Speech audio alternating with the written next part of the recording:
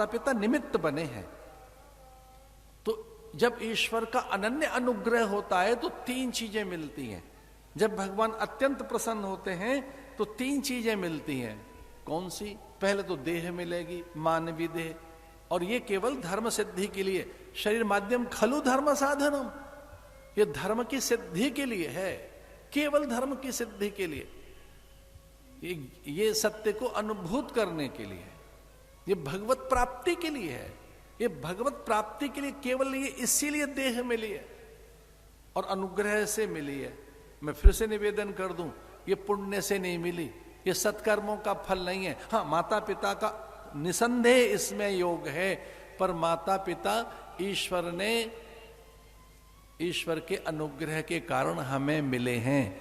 हमारे मनुष्य होने में भगवान का अनुग्रह है। देवानुग्रह हेतुकम, लेकिन उससे भी बड़ा अनुग्रह एक और है, बड़ा अनुग्रह मुमुक्षा। आपका मन करे कि प्रयाग में चलें, संतों के पास चलें, कथा सुने, वहां थोड़ी सेवा करें, कल्पवास करें, तीर्थ का लाभ लें, या सत्य को अनुभूत करें, भजन ध्यान करें, ये भगवत कृपा, ये उनका अनुग्रह। दूसरा मुमुक्षा, कि अपने अज्ञान से दूर होना है, इन दुखों से परे होना है। मुमुक्षा, सत्य क्या है इसे पाना है, ये अनुग्रह के बिना होगा नहीं। ये दोनों चीजें भी बड़ी सहज हैं।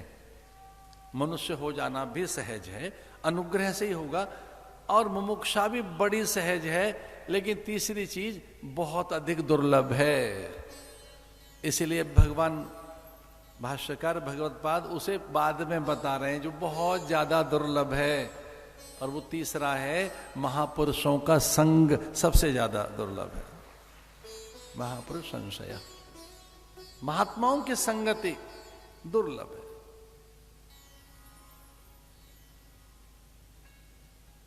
बड़े भाग्य पाइए सत्संग। अब संत मिलेंगे, सत्संग होगा, संत मिलेगा तो विचार मिलेगा। संत के, गुरु के सानिध्य से विचार, विवेक, वैराग्य, ये सारी चीजें हैं।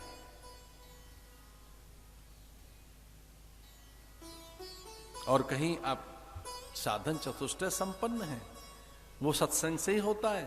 ये साधन चतुष्टय संपन्नता भी सत्संग से ही आती है, और कहीं आप में वो बात जग गई तो फिर कल्याण हो गया। इसे सूत जी को प्रणाम करते हुए सौनिक कहते हैं, सूता खाई कथा सारम मम कर्ण रसायनम। कुछ ऐसी कथा सुना दीजिए जो हमारे कानों में रस्सा घोल दे। अज्ञान ध्वांत विध्वंस, शब्द वेधक और बोधक दोनों होते हैं। विध्वंस जैसा कर देते हैं शब्द, कभी कभी शब्द जैसे वो विध्वंसक, जो ये विस्फोटक पदार्थ होते हैं, वो किस तरह से शिलाओं को, चट्टानों को चूर चूर कर देते हैं, कैसे शिलाएं चटक जाती हैं, बड़े शिलाखंड कैसे छोटे छोटे टुकड़ों में बिखर जाते हैं। वो जो बारूद होती है, अथवा तो जो वो विस्फोटक पदार्थ होते हैं, अति विस्फोटक पदार्थ, वो डायनामाइट, ऐसी कुछ चीजें वो पत्थरों को तोड़ देती है, चटक जाते हैं पत्थर, छोटे छोटे टुकड़ों में बिखर के इधर उधर मार्ग देने लगते हैं। वो बड़ी चट्टानें विस्फोटक पदार्थों के विस्फोट से मार्ग दे देती हैं। वैसे जो चट्टानें, जो भित्तियां हैं हमारे भीतर,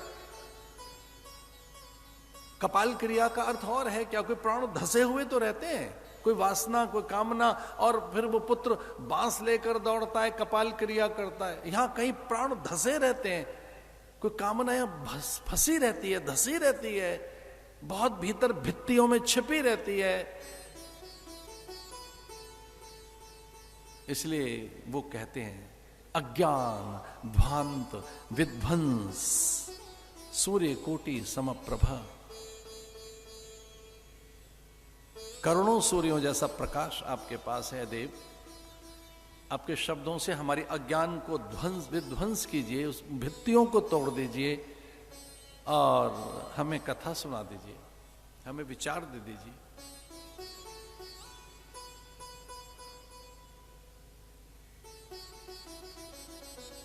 कथा आरंभ हो गई।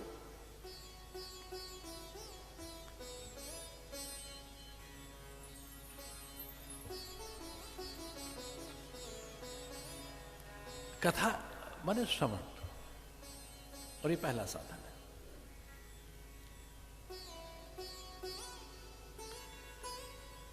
जो पहला साधन है वो समझना होगा कौन सा है।